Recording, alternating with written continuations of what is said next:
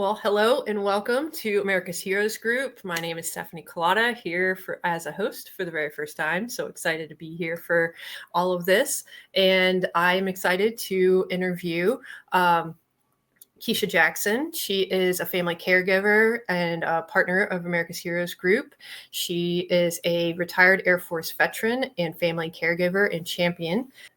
Sorry, I'm so nervous. After being the primary caregiver for her mother, who had stage 4 inoperable lung cancer, and her brother, who fell and was placed on life support for 6 months, she shares knowledge she gained and has become an ardent supporter of family caregivers out there. So welcome, Keisha. Hi, Stephanie. Happy New Year. So great to be with you. I think this is maybe our second time that we've been together. I think we did it maybe about 2 or 3 years ago. So I'm excited. We got girl power rocking today. Yes. I know many people know me for the congressional side, but I do try to help out in other advocacies in other ways. And this is a very interesting subject for caregivers, especially with things that's been going on. And I know in Congress, they've been having a lot of stuff that's been going on. But today that you're here is to discuss the cost of caregiving, financial, physical, emotional, and spiritual. So what's going on there? Yeah, so caregiving, I always say is, it is just like, it is my life work, and I became a caregiver, as you read, and or as you mentioned about when I was caring for my mother, who had stage 4 inoperable lung cancer. And I learned that my mother had this terminal illness by literally getting a phone call from my brother, walking into her hospital room, and the doctor told us to prepare for life support. And so caring for my mom was on a fixed income. My dad had passed. She was getting this veteran's pension, widow's pension. And so she wasn't getting a lot of support. So even while I was caring for my mom, there was a lot of out-of-pocket expenses that was coming.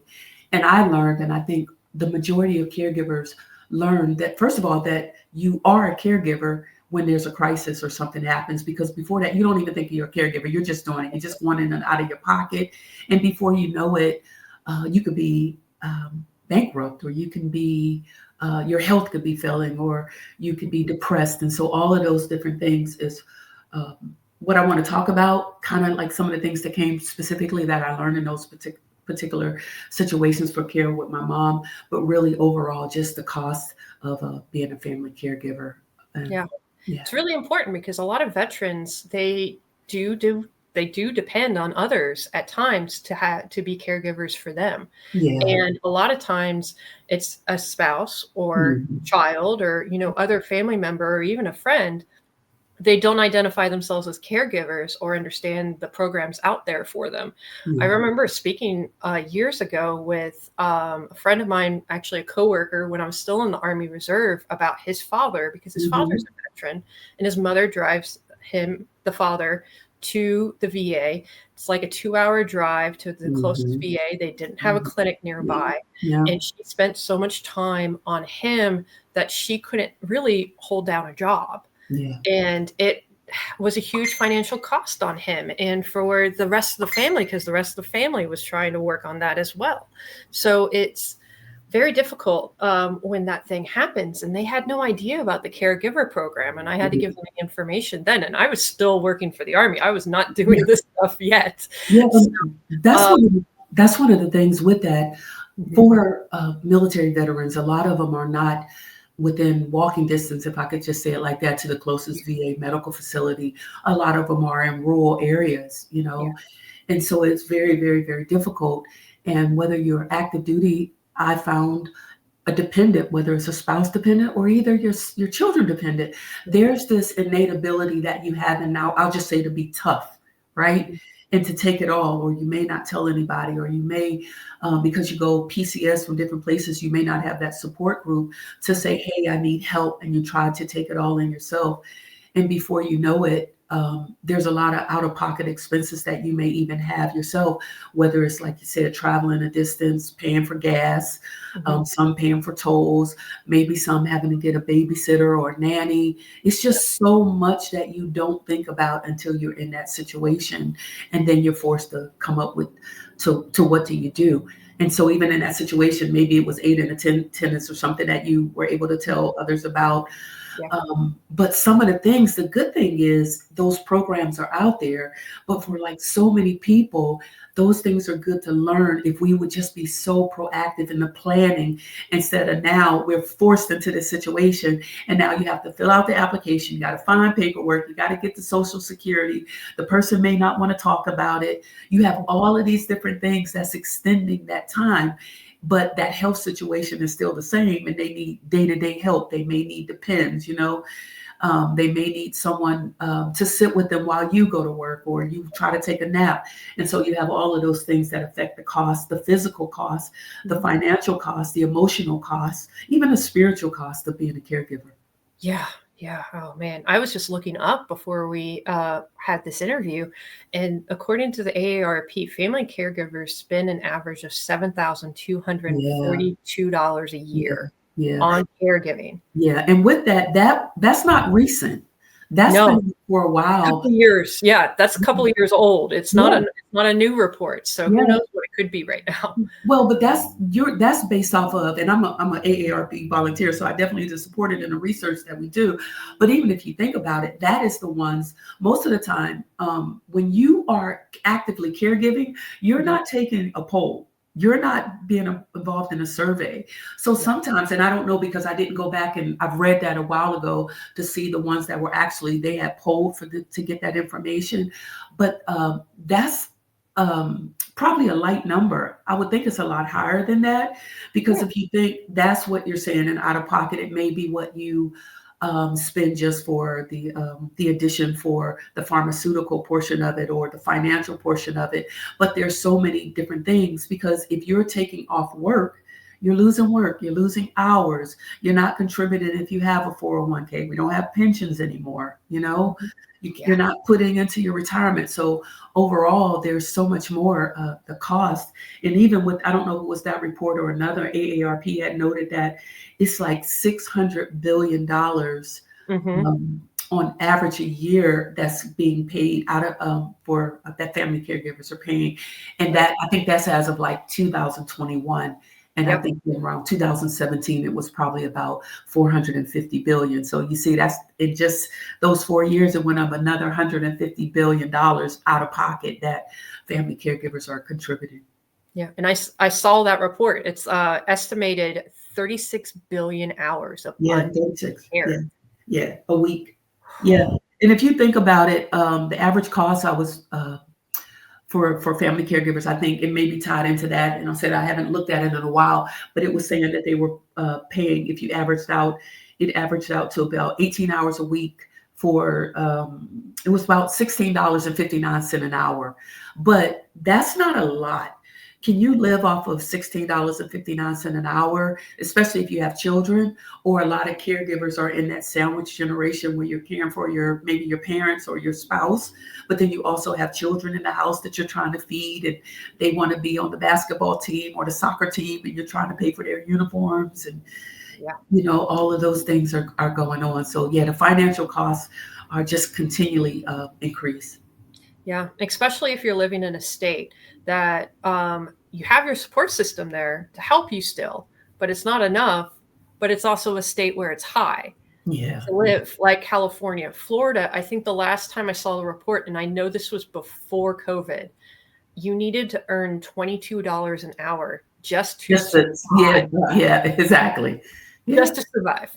I'm like, come on, that was before COVID. That's wild. It's $16 an hour. No. And then that's what I said, it goes back to where I was talking about caregivers don't realize the cost of it. And I'm not having this conversation or dialogue to try to deter people from being a family caregiver because in-home and community-based services is really the best care that you can provide for your family member and your loved one. But it's just my heart, my desire, my passion to get people to really think about it really before you become a caregiver and maybe put some planning and some things in place to be able to help you and your loved one along the way. Yeah. So what other costs that we talked about financial, can you go a little bit more into other costs that happen when you are being a caregiver? Yeah, well, you had mentioned one of the things is the emotional cost, the mental health cost. And for the veterans alone, I think the depression rate for caregivers is twice that of the population of the normal community, if I could just say it like that, outside of the veterans. Okay. Obviously, I wasn't thinking about the right word to say, and definitely don't want to be disrespectful to anyone. But yeah, if it's twice the rate where you have a family member that is now more depressed, and it's a little bit about what we talked about earlier, you may not want to share with anyone. And it may be not just because of yourself, but sometimes family members feel like they're protecting their loved one by not saying anything. You may not want that family veteran, that person in the military, to be reported or to lose their job, or so you don't want to say anything, or you might be embarrassed, or different things like that. So depression is very high. The thoughts of suicide are extremely high. I think the suicidal rate for, and I won't say necessarily for those that are caring for those, our military population or our veterans, but just the civilian population is probably like, it could be like 30% higher, because you become overwhelmed. You're overwhelmed by this massive assignment that you have to become a doctor, a lawyer, a pastor, a Uber driver, a taxi driver. You become the chaplain. You have to become the dietitian. And you didn't go to school for any of those, but we talked about it. But now you're getting paid $16.59 an hour, roughly, although that's not really what you're getting paid. But now you're the, how they say, the jack of all trades, the master of none. And you're watching your loved one, in some case, deteriorating. And that is very emotionally, financially, spiritually, that's very heavy for a person. It is. It is.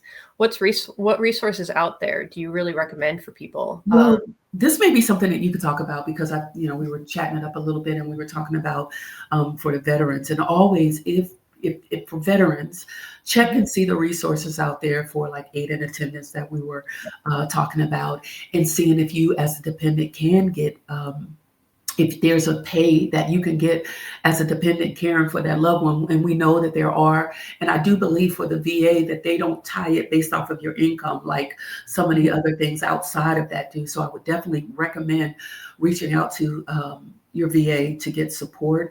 I always, and it seems like the last few months that we've been on here, I am a big proponent of reaching out to your local area agency on aging. AAA, the AAA, not the card, but the local area agency on aging. They are very, very, extremely very, and I know that's not the proper way to say it, connected with the local area, because a lot of the resources that we can talk about may be state, I'm sorry, they're going to provide more state and local, where we may be talking about more from a federal, at a higher level. And if you're talking about them for a higher level, normally that's going to take a little bit longer to get those things put in place. But if you're working with someone that knows about maybe this mom and pop market or grocery store in your neighborhood that provides a discount, or there's a taxi service in your neighborhood, or they provide Meals on Wheels or different things like that. So that's why I always recommend people contact their local area agency on aging. I see it all the time for me, and I do like to recommend people to actually reach out on social media, because sometimes there's a lot of Facebook groups that out there that are by geographical location. There's veterans groups. There's lots of other groups that out there you can just say, hey, I'm in a situation. I need help. Where can I go? This is my location. Yeah. And sometimes you can really find great organizations. Like there's one when I used to live in St. Pete, there was a food kitchen. Didn't ask you what your income was. You came in, and it was really nice because it was kind of like a grocery store. And they gave you what you can get in each category. Oh, yes. And there's no questions asked. You just go in, get the stuff, and then you can go. Yeah, we have a couple of those in this area, the pantries, where they allow you to go in and encourage you to be able to go in and just get those particular items to be able to help you. The thing is, I had someone on the show maybe about 4 years ago, and she was caring for a mom who had dementia. And a form of dementia. I don't remember. I think it might have been Alzheimer's. She was a government worker, and she might have still been actively working for the government at the time when her mother was diagnosed with a form of dementia. And so at that time, she was financially well, and her husband was living. And so she did not sign up for any assistance, right? Even in this case, she didn't even sign up to be with a local area agency on aging for the Meals on Wheels and the other programs. Right. And so it was a progression of, as her mother's health became worse. I wish I had the number, so I'm just going to make up something. And even if it's grossly exaggerated, it'll make sense to relate back to her. She said she waited, then her money started depleting and she didn't have the money that she needed. So say like it was about 10 years later. And when she went back, she was like 8,000 and something on the list of the waiting list to get assistance. And it took her like another 4 years to get at the top of the list. Oh my goodness. Yeah. And so it's those things. That's what I say, early planning, is so important that we really need to do that. I'm actually helping several people right now, about 5 different individuals try to relocate, and all of them are in the senior ages. One place I called for affordable dwelling units. They call them ADUs in some places. I've heard that, yeah. When I called to find out about this apartment, they told me that the waiting list is 4 years. Another place, the waiting list was 2.5 years. Right. And so you have this individual that may be on a fixed income at that particular time. So what do? Where do they go? So now it goes back to the caregiver. You may have to come out of pocket. They may be staying with you.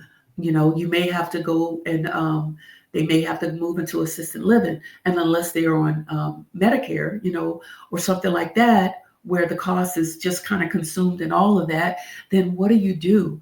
Because the cost of being in assisted living, I think it may be starting at like $8,000 a month. Who has that kind of money? I mean, people have it, but not a lot of people don't have it. I'll just say it like that. Yeah. Yeah. Right. And it's just wild and so scary. We talked about pre-planning. Now, Keisha and I just talked a little bit about it before we started recording or, talking on this. And so pre-planning, my mother passed in October and last October. And one of the biggest things that really happened, because it wasn't a surprise because she had congestive heart failure and my dad took on a lot that he wasn't used to because my mom was the breadwinner. She did everything with the house, with all the bills, everything, taxes even. So when she suddenly passed, my dad was so busy just trying to take care of her then. The planning for her death was also pretty wild and sudden. Can you talk about that a little bit? The emotional cost or the planning of everything? So go for it. All right. So let's talk a little bit about in the last since December the 31st and today's day, there's been at least 4 people that I know that have passed. Oh my goodness. One has had a stroke. One has had a heart attack. And these are all people that I'm associated with. So let's start with the ones. Sorry, by the way, I'm so sorry. Oh, thank you for that sincerity. One of the ones, there was a death. Now, the mother had told the daughter, the only child, that they had the insurance, health insurance, right? Life insurance. I can't remember which one it was, but to be able to take care of everything. I don't remember which one they had. It might have been life insurance. Well, comes to find out, she told her daughter she had everything planned, picked out, everything. Well, comes to find out when it's her insurance policy that the insurance policy that she had was for accidental death only. Oh no. So now there's this GoFundMe page that goes up at the 9th hour trying to get the funds. Another one that had passed, when she passed, she has a life insurance policy, but because she had not told anyone about it, she was very private and kept everything to herself. No one can find it to even reach out to the insurance company to be able to put those things in place, right? Yeah. So I talked to another one. He's like a father figure for me when I was growing up. Now I will say, when he and I spoke the other day, he said something the other day that I was so glad to hear. That he's 80 years old now. And he said he's not going to be here, or 80 more years. He went to the place where they had his wife's memorial service. and she was cremated. And he asked him, what is the cost? I want to make sure now that I put these things in place so I don't have to have my children to be able to do this. But that is so rare, you know? So dealing with that, trying to help people prepare for those, the cost of a funeral expenses is horrible, right? I have a friend that is in that business and who told me one time is that a lot of the undertakers, they make a lot of their money in the caskets. Because I found out when my mom passed that it was like a 600% markup for caskets. And what they didn't want you to know is that you can rent a casket or you can get a casket online.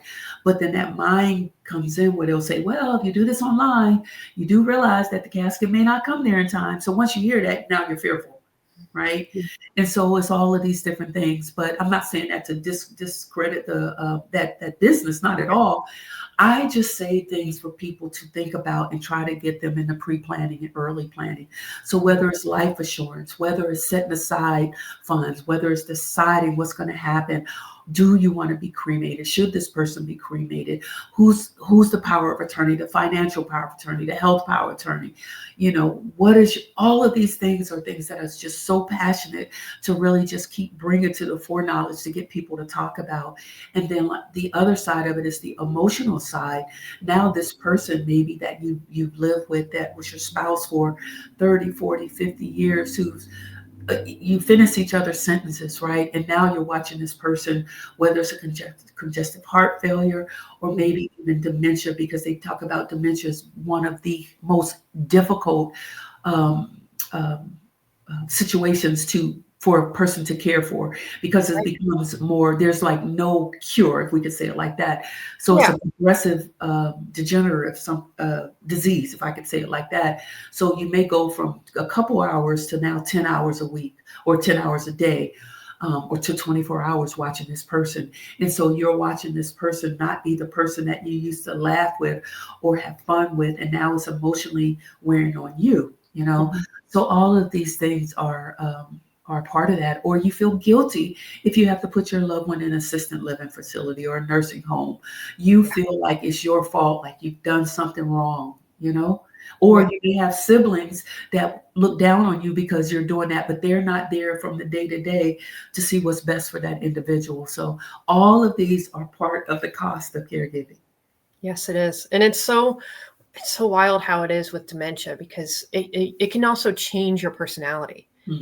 I've seen personalities change with older people that I've known when they develop dementia, that they go from like really easygoing, nice person to very mean and just short-tempered.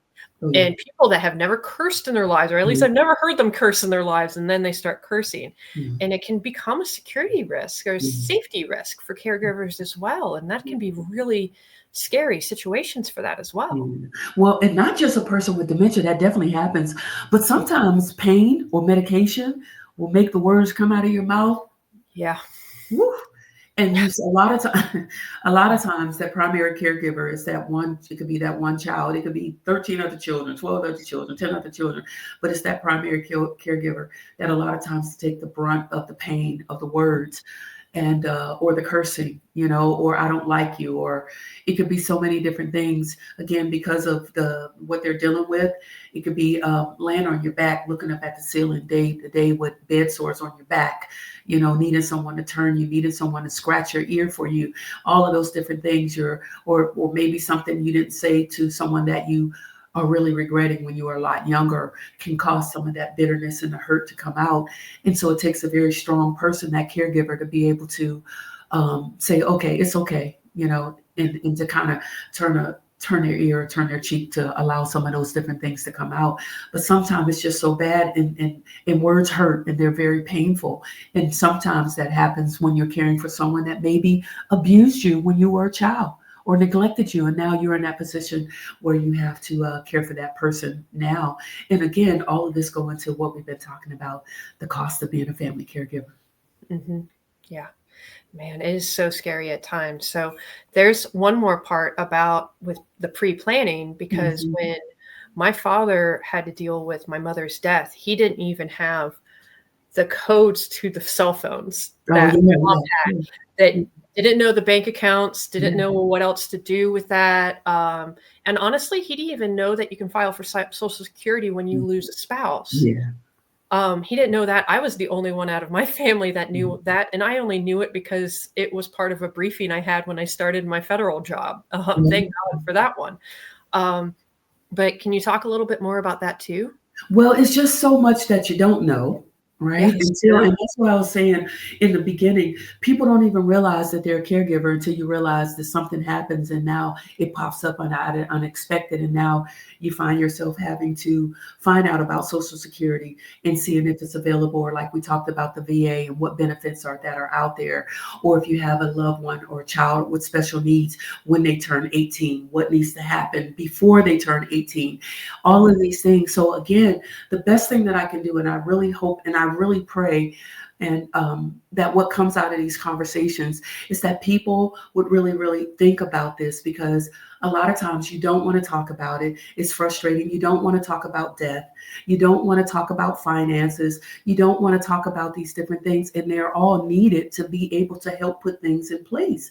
Do you know the PIN? Do you know the bank? Or I was saying with the insurance policy, they have no idea where the person's insurance policy is at to be able to help. Or there's a situation where the person got the insurance, but it was for accidental death only. Yeah.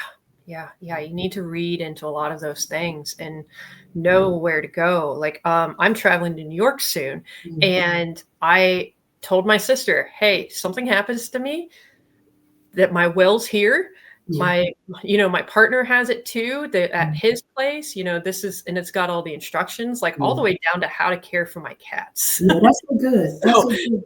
It's really important to have those things out there, and also discussed with your family members. Gosh, that could be so difficult, because sometimes family members don't want to listen. Sometimes it's too difficult for them, and sometimes it's like, they don't believe it. They're just putting on, because you're so used to be around that person all their life, So it's just a lot. And again, I just hope the conversations that we have about being family caregiver, and in today particular, the cost of caregiving, not just the financial cost, the emotional cost, the spiritual cost, the occupational cost, the loss of jobs, the loss of your health, all of those things, that you think about those things and try to put little things in place for yourself to be able to help yourself. Awesome. There's lots of important things. I'm glad people are here to hear it and to learn. And I hope you guys have a great rest of your week and enjoy this whole new year. Thank you guys. Thank you, Steph. Thanks, Keisha.